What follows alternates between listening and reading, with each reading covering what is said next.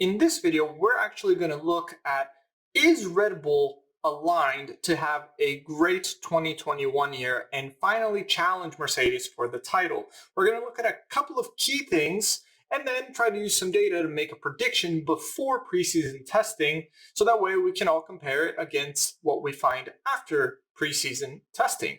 My name's Eric, this is R2 Racing.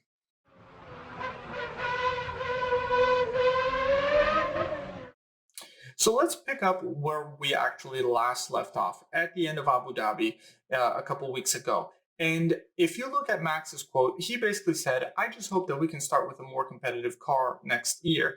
And for the team, this is a great boost going into the winter, that's for sure, which sounds extremely encouraging until you start looking and understand that there's a pattern in what he and Christian Horner have been saying for the past several years. And to look into that trend, we can actually use Salesforce Einstein Analytics to build a dashboard and look at the trends in qualifying pace. So if we look a little bit at the performance, we start finding a pattern. And the pattern is that Red Bull has consistently improved throughout the years as the years have gone on, with a few exceptions that we're going to talk a little bit later about, which are certain tracks that Red Bull has been really strong at throughout the years. Notably, there are several cases where if we're looking at the qualifying pace of the Red Bull, it's dramatically gotten better. And you see that they have consistently in 2015, 16, 17, 18, 19, and 20, they have consistently gotten better throughout the years. In 2020, they got very, very close. So if we're looking at trends alone, it seems like there's a lesson that's just not learned, because if you're looking at it in 1 year alone, certainly Red Bull might be sitting high and saying, all right, well, we're going in the right direction. If we continue this pace by the beginning of next season, we'll be caught up, right? But the reality of it is that every single season is the same thing, whether it's the fact that they finish on a high and then suddenly by the next time in preseason testing, Mercedes has a new trick up its sleeve. Which brings me to my second point.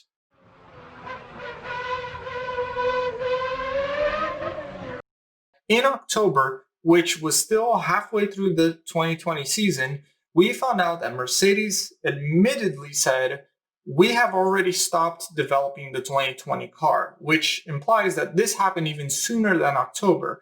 And that is an important difference because it becomes a one-way race for those with a faster car. So it opens the door for teams like Red Bull to continue improving on their 2020 car, while Mercedes is no longer focused on developing it. And certainly a lot of things you can tell that Mercedes left by the wayside, especially the new innovations like DAS, because they're not going to be legal for 2021. But as soon as Mercedes established their position in the 2020 Constructors' Championship to the point that they were comfortable that no other team would catch up, regardless of how much Toto Wolff gives interviews and says, oh, you know, the competition is fierce, the reality of it is that they were comfortable enough to roll the dice and say, we are no longer focusing on the development of the 2020 car. And that is important because in any business, including a race team, you only have 100% of your resources time. So at some point in time, you either have to balance doing an okay job between both cars in both years, the current and upcoming, or you make the decision to focus on one in particular. And Mercedes, with the dominance that they're currently experiencing, they have the ability to early on switch and say, we're no longer touching the current year's car, we're focusing on the next year's car. So while it may seem that Red Bull is getting better towards the end on its own, you also have to consider the fact that Mercedes isn't doing anything to prevent that gap from getting narrower throughout the year.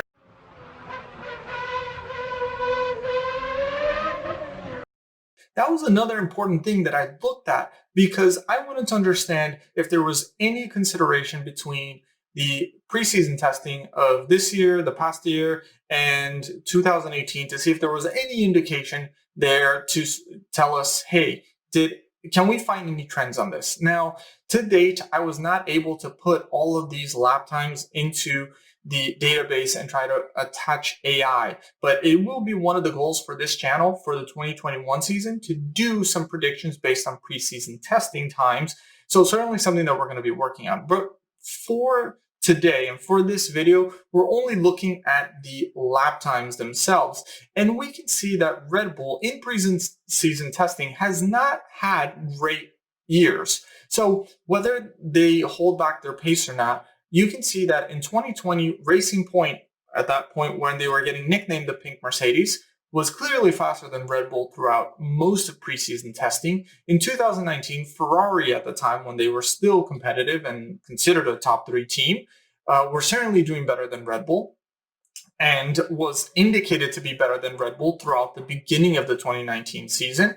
And then also 2018 was not a very good year because the weather temperatures were so cold to the point that we were even having snow in Barcelona that the times were just not indicative whatsoever of what a performance of the car might really be. So preseason testing was a bit of a wash in some aspects for the Red Bull or just for the whole Formula One series as a whole, but it certainly didn't tell us whether Red Bull had a quick car or not. So preseason testing, as far as we can look at, has not been a very good indicator so far of telling us that Red Bull is making progress or not. But if in 2021 preseason testing, we start seeing that Red Bull's topping the charts with a lot of frequency, it will certainly give us a lot of confidence. But as a reminder, if we looked at 2020's preseason testing, there was a lot of concern with the aerodynamics of the Red Bull car, that it was being very skittish and tough to drive, and only someone the likes of Verstappen was able to control the car.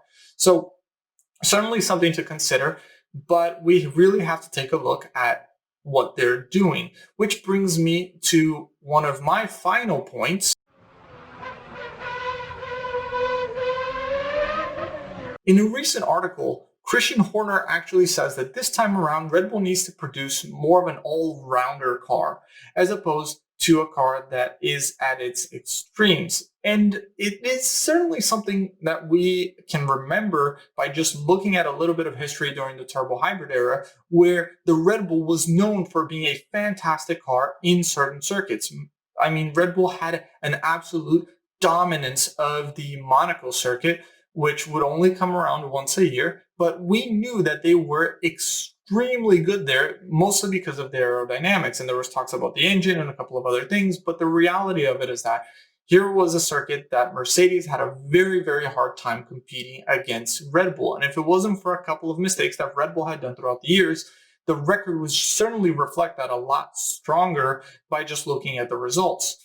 Now, one of the big things that we have to take into consideration is that Adrian Newey, the chief designer for Red Bull for several years, especially throughout the Vettel years, he is a big proponent in his book about talking about evolution versus revolution. So are we looking at a revolution moment where Red Bull is having to drastically change directions, and the last year of the aerodynamic regulations before the 2022 cars come in?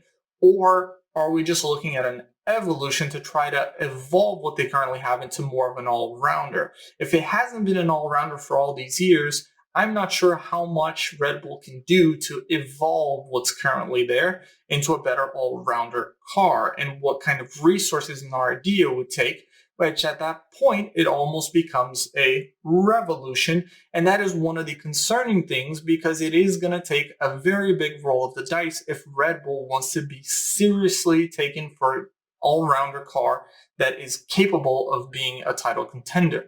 So something that we have to consider. But there is one light at the end of the tunnel that I think could make a big difference for Red Bull.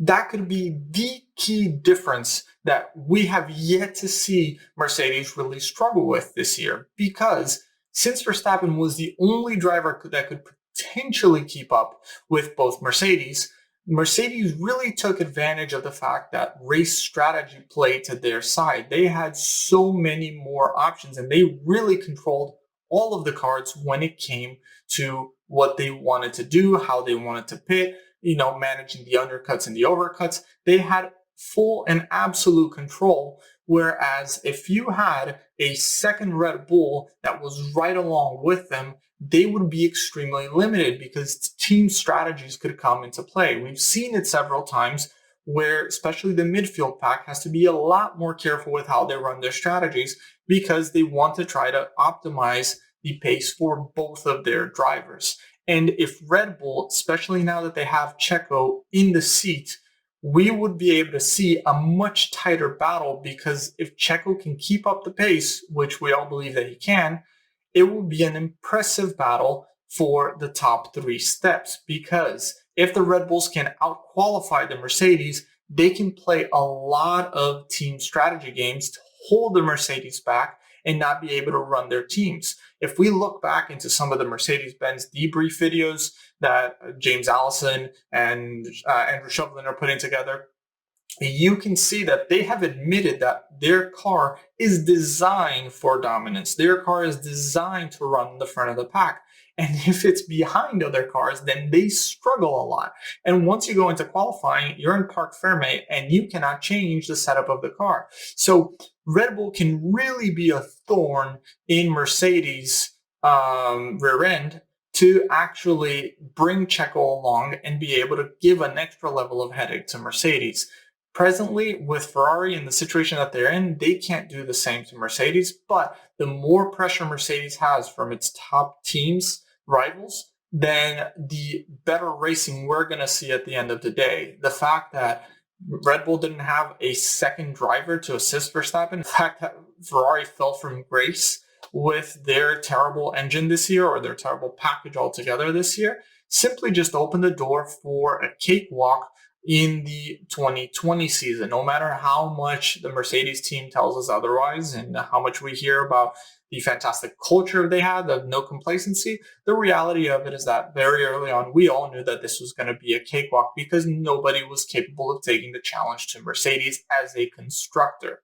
So that's my big analysis for this. I genuinely think that Red Bull has a chance in 2021, especially with signing Checo. It is an indication that they're going for race wins and not perhaps the pride of the Red Bull Junior program. They're literally putting all of their pride aside to put it on the line and try to bring that challenge to Mercedes before the 22 year comes out with the new regulations, which is an exciting sign for the year to come.